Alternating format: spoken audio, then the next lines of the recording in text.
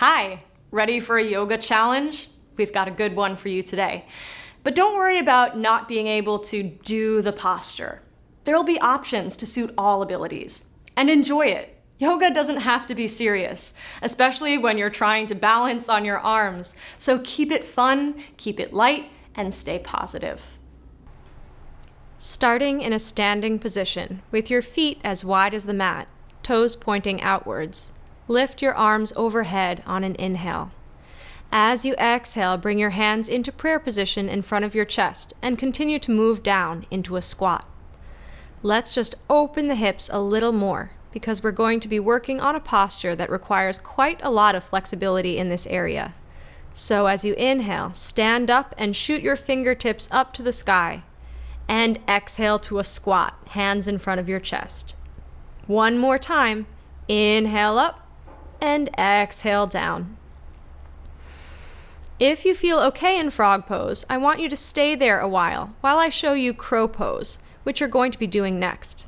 This can be a really fun posture, not least because you're likely to wobble and fall over a couple of times before you get it. The important thing is not to get angry and frustrated. Just maintain a light and playful attitude, and you'll get there eventually. So we start crouching down, but we have the feet together. The knees are separated, and you've got your hands resting in front of you, between your knees, shoulder width apart. Now, because this is an arm balance posture, you need to set up your foundations in your hands and arms. So before we do anything else, we spread the fingers, middle finger pointing straight ahead. The arms are straight, and just like in downward dog, the upper arms are rotated outward, which stabilizes the shoulder joint. The lower arms are rotating inward, with your thumb and forefinger pressing into the mat. Next, we lift the hips as high as possible without taking the hands off the mat. Your knees will end up around the same height as your armpits, or a little bit lower. Now we need to bring the knees in toward the armpits, so you'll need to bend your elbows a bit here. A bit like you do in chaturanga, but not quite so much. Then you can begin to hug the upper arms with the knees, aiming to nestle the knees in the armpits themselves. Where I am now is a good place to prepare for the full posture. You can simply come up, hold, and release. Come up, hold, and release. If that's going okay, it's time to take the next step, which is literally a step. You're lifting your hips, drawing your knees into your armpits, and shifting your weight forward slightly, and then lifting one foot off the mat at a time. This builds the strength in your arms, your core, your hip flexors, but it also prepares your mind for the idea of lifting off the mat completely. So when you're ready to try that, and bear in mind that it could still be a while before your body is ready to let you go into this posture, take your weight forward a little as you bring one foot away from the mat and then the other. So, time for you to have a go. I'll talk you through it. Feet together, knees open, hands in front of you, shoulder width apart. Lift your hips high and bring your knees towards your armpits so you're somewhere between squeezing and resting on your upper arms. Shift your weight forward slightly and either stay here working on your strength or begin to lift one foot and then the other away from the mat. Now, obviously, balance is an issue in the posture, and you'll no doubt feel like you're going to launch yourself onto the floor in front, face down. If this happens and you think you really are about to fall out, just release your knees and drop back down into frog pose. Another way to get over a fear of falling and give yourself a chance to become familiar with the feeling of the posture is to put a block under your forehead before you begin lifting your feet off the mat. If getting up there in the first place is an issue, there's a good chance you simply need to lift your hips higher. If they're low, then the weight of your hips will pull you back, making takeoff difficult. Finally, remember to breathe. When we feel tense, we often forget to breathe, but the steadier your breath is, the steadier you will be too. Okay, come down and take a break for a moment. Come into a kneeling or cross-legged position, whatever makes it easiest for you to sit up straight, and then shake out your wrists, or if it feels good, turn your hands in circles, both directions. For our next posture, we're going to stay sitting on our mats, and you're going to fold your left leg as though you were going into a cross-legged position. except you want your shin parallel with the short end of your mat. The foot is flexed to help protect the knee joint. The right ankle rests on top of your left knee, so that when you look down, your lower legs and inner thighs make a triangle shape. Don't worry about how high your right knee might be. This is quite an intense posture and requires a lot of hip flexibility, which can take a while to develop. Just resist the temptation to push your knee down, as this can cause the joint to twist, giving you an injury you might find it hard to recover from.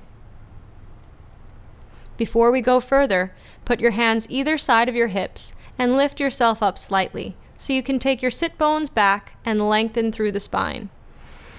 Now you're probably feeling this in your outer hips already, but if you think you can take a stronger stretch, bring your hands in front of you and maybe even walk them a little bit forward.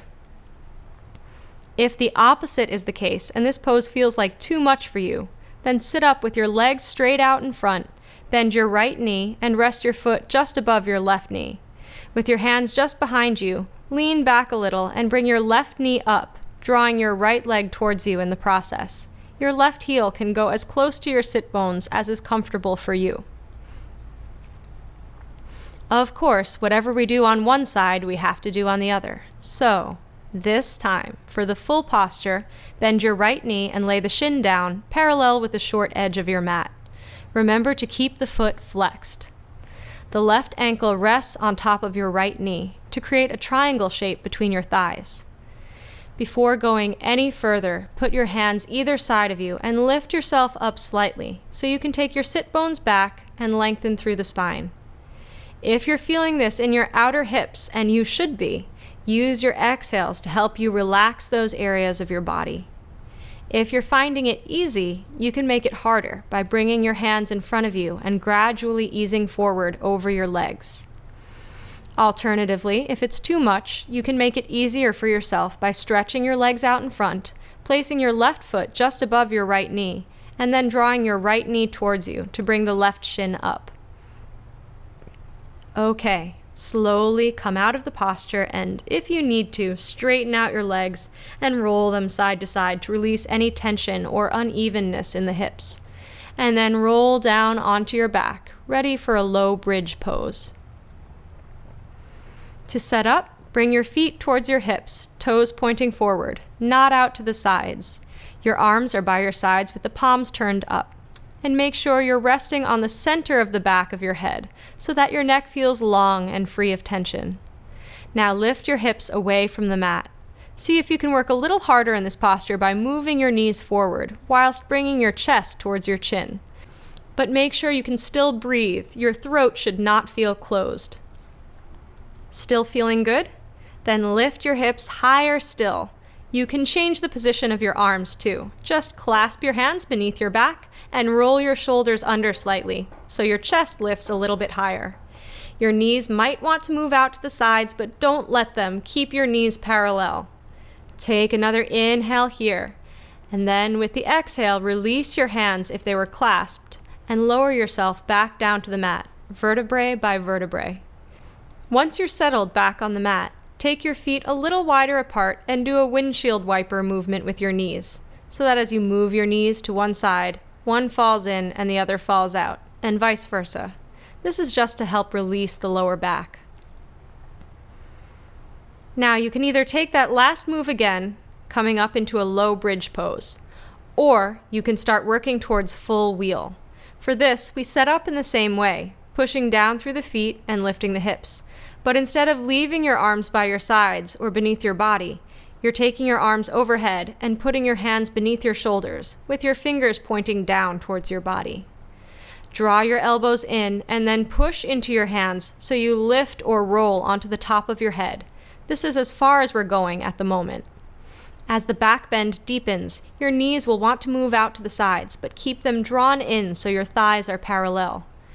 After a couple of breaths here, press into your hands a little more so you can lift your head slightly and bring your chin up to your chest before lowering back down to the mat.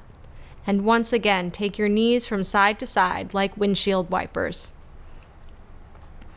Now for the last and hardest option. Or if you've gone far enough, repeat one of the previous two options, or take a rest.